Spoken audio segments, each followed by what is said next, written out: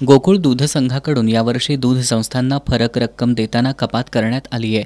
या पार्श्वभूमीवर आज मोर्चा काढण्यात आला। मोर्चाच्या सुरुवातीलाच मोर्चेकऱ्यांनी पोलिसांशी वाद घालत गाई म्हशींना पुढं करत गोंधळ घातला। विरोधी गटानं नेतृत्व केलेला मोर्चा धैर्यप्रसाद हॉल चौकातून गोकुळच्या ताराबाई पार्क कार्यालयाबाहेर आला। यावेळी पोलिसांनी मोजक्या लोकांचं शिष्टमंडळ घेऊन गोकुळ संचालकांना भेटण्यासाठी जावं अशी विनंती केली। मात्र मोर्चेकऱ्यांनी थेट गाई म्हैशी घेऊन गोकुळ कार्यालयाच्या प्रवेशद्वारावर असलेल्या पोलिसांकडे गेले आणि जनावरांसह आत घुसण्याचा आग्रह धरला। यावेळी पोलीस आणि मोर्चेकरी यांच्यात बराच वेळ वादावादी सुरू होती। यावेळी काही पोलिसांची आंदोलकांबरोबर झटापट देखील झाली। अखेरीला आंदोलक मुख्य प्रवेशद्वारातून आत गेले। काही वेळानंतर मोर्चातील मोजक्या लोकांचं शिष्टमंडळ आत जाऊन त्यांनी गोकुळचे संचालक अरुण डोंगळे, एस.आर. पाटील, अजित नरके, कर्णसिंह गायकवाड यांना भेटून चर्चा केली।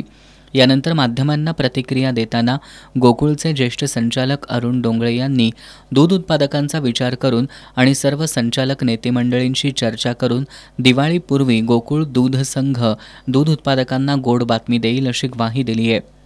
की त्यांनी आपल्या प्रत्येकाने आपल्या संसदीय प्रतिनिधी असतील सगळ्या लोकांनी आपल्या भावना मांडल्या, त्या आम्ही ऐकून घेतल्या। प्रत्येकाने आपले नवीन वेगवेगळे विषय मांडले, त्यांना जे वाटतं ते मांडल्यानंतर आम्ही त्यांना एक विनंती केली की तुमचं आम्ही सगळं आता ऐकून घेतलेलं आहे।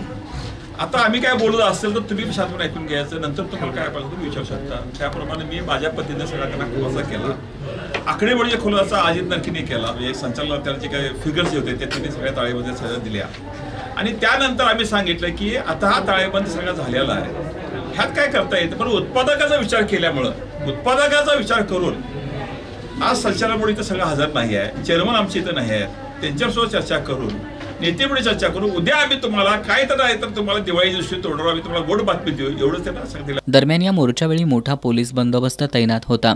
पोलीस उपअधीक्षक तानाजी सावंत, प्रिया पाटील, पोलीस निरीक्षक संतोष डोके यांच्यासह पोलीस कर्मचारी मोठ्या संख्येने उपस्थित होते।